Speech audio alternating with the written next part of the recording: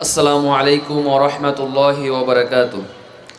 আউযু বিল্লাহি মিনাশ শাইতানির রাজিম। বিসমিল্লাহির রহমানির রহিম।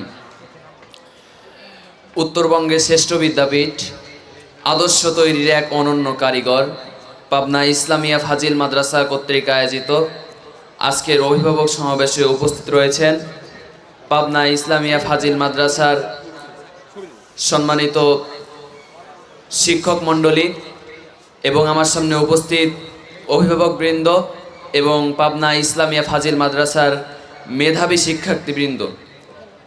সর্বপ্রথম আল্লাহ তাআলার প্রতি শুকরিয়া আদায় করতে চাই যে মহান রব্বুল আলামিন আমাদেরকে প্রতি বছরের মতো আবারও এই অভিভাবক সমাবেশের আয়োজন করার তৌফিক দিয়েছেন। সে আল্লাহ তাআলার দরবারে শুকরিয়া আদায় করতে চাই। আমরা সকলে বলছি আলহামদুলিল্লাহ। দুরুদ সালাম জ্ঞাপন করছে সাইয়্যিদুল মুরসালিন রহমাতুল লিল আলামিন, যে নবীর আদর্শ শিক্ষার্থীদের মাঝে বাস্তবায়ন করাই পাবনা ইসলামিয়া ফাজিল মাদ্রাসার একমাত্র লক্ষ্য এবং উদ্দেশ্য। সেই নবীর প্রতি দুরুদ সালাম জ্ঞাপন করছি সাল্লাল্লাহু আলাইহি ওয়াসাল্লাম। সেই সাথে সাথে স্মরণ করছি পাবনা ইসলামিয়া মাদ্রাসার প্রতিষ্ঠা লগ্ন থেকে আজ পর্যন্ত যেসব মানুষেরা এই ইসলামিয়া মাদ্রাসাকে ফোরকানিয়া মক্তব থেকে শুরু করে আজ ইসলামিয়া ফাজিল মাদ্রাসা পর্যন্ত উত্তীর্ণ করেছেন, সেসব মানুষদেরকে স্মরণ করছি যারা দুনিয়া থেকে বিদায় হয়ে গিয়েছেন। আল্লাহ রব্বুল আলামিন যেন তাদেরকে জান্নাতের সর্বোচ্চ মাকাম দান করেন, আল্লাহুম্মা আমিন।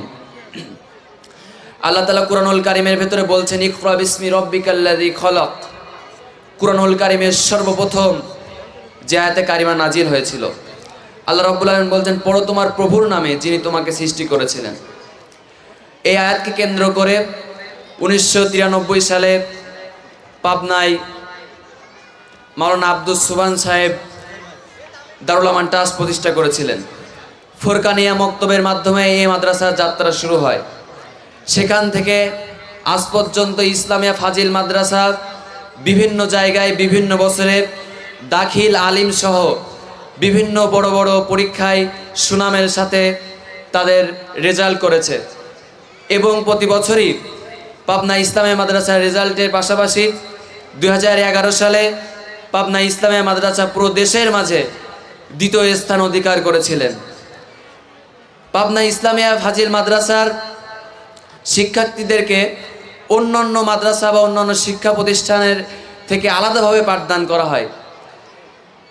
আমাদের মাঝে একটা কথা প্রচলন আছে যে শিক্ষা জাতির মেরুদণ্ড। কোন শিক্ষা আসলে জাতির মেরুদণ্ড সেটা আমাদেরকে জানতে হবে। আসলে শিক্ষা হচ্ছে দুই প্রকার, একটা হচ্ছে সুশিক্ষা আর একটা হচ্ছে সুশিক্ষা নয় আর কি। তো সুশিক্ষা হচ্ছে যে শিক্ষার ভেতরে রাসূল সাল্লাল্লাহু আলাইহি ওয়াসাল্লাম বলেছেন তলাবুল ইলমি ফারিদাতু আলা কুল্লি মুসলিম, প্রতিটা নরনারীর উপরে জ্ঞান অর্জন করা ফরজ। তো যে শিক্ষার ভেতরে কুরআন রয়েছে, হাদিস রয়েছে, ফিকহ রয়েছে, সেই শিক্ষা অর্জন করা কথা বলা হয়েছে। তো এখন আপনি পুরো বাংলাদেশের দিকে তাকাবেন, পুরো বাংলাদেশের ভেতরে যদি স্কুল আছে, কলেজ আছে, অন্যান্য জেনারেল প্রতিষ্ঠান রয়েছে, আজকে প্রতিটা ছাত্র তারা বিভিন্ন মাদকাসক্ত হয়ে যাচ্ছে, বিভিন্ন খারাপ কাজে লিপ্ত হচ্ছে। সেই সাথে সাথে অন্যদিকে আপনি মাদ্রাসার ছাত্রের দিক থেকে তাকাবেন, নৈতিকতার দিক থেকে, আদর্শের দিক থেকে, কোরআন হাদিসের দিক থেকে প্রতিটা জায়গায় অলরাউন্ডার হিসেবে প্রতিটা বিশ্ববিদ্যালয়, প্রতিটা ইঞ্জিনিয়ারিং কলেজ সহ মেডিকেল জায়গায় আজকে মাদ্রাসার ছাত্ররা সুনামের সাথে ভালো করছে এবং প্রথম, দ্বিতীয় এবং তৃতীয় স্থান অর্জন করছে। তার সাথে সাথে আপনারা দেখবেন প্রতিটা বিশ্ববিদ্যালয়, বাংলাদেশে এমন কোনো বিশ্ববিদ্যালয়, এমন কোনো বড় বড় কলেজ নাই যেখানে ইসলামিয়া মাদ্রাসার ছাত্ররা প্রতি বছরই চান্স পাচ্ছে এবং সুনামের সাথে ইসলামিয়া মাদ্রাসার মুখ উজ্জ্বল করছে।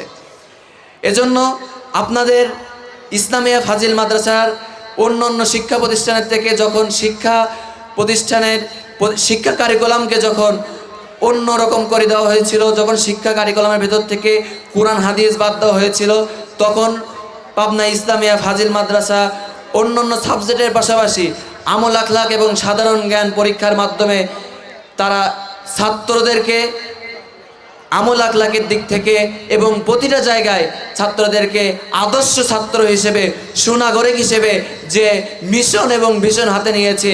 একজন ছাত্র যেমনিভাবে ইংলিশে দক্ষ হবে, আরবিতে দক্ষ হবে, সেই সাথে সাথে একটা ছাত্র যেমনিভাবে মসজিদে ইমামতি করার যোগ্যতা অর্জন করবে, তার পাশাপাশি ইসলামিয়া মাদ্রাসার ছাত্ররা মসজিদে ইমামতি করার পাশাপাশি ইঞ্জিনিয়ার হবে, ব্যারিস্টার হবে, ডাক্তার হবে। প্রতিটা জায়গায় ইসলামিয়া মাদ্রাসার ছাত্ররা হবে অলরাউন্ডার। বাংলাদেশের ভেতরে ইসলামিয়া মাদ্রাসার ছাত্র কোনো জায়গায় গিয়ে ঠেকবে না ইনশাআল্লাহ।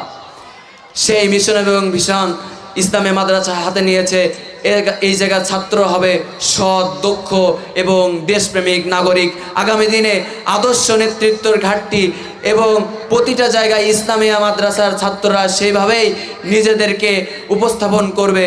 এবং ইতিমধ্যে ইসলামিয়া ফাজিল মাদ্রাসার ঢাকা বিশ্ববিদ্যালয়, চট্টগ্রাম বিশ্ববিদ্যালয়, রাজশাহী বিশ্ববিদ্যালয় এবং প্রতিটা পাবলিক বিশ্ববিদ্যালয় সহ প্রতিটা বিশ্ববিদ্যালয়ে ইসলামিয়া মাদ্রাসার ছাত্ররা প্রতি বছরই অসংখ্য শিক্ষার্থী সেখানে সুনামের সাথে পড়াশোনা করছে।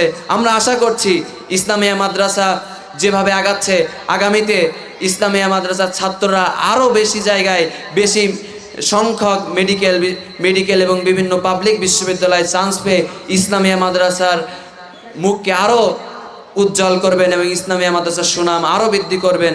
এবং আল্লাহ তাআলার কাছে দোয়া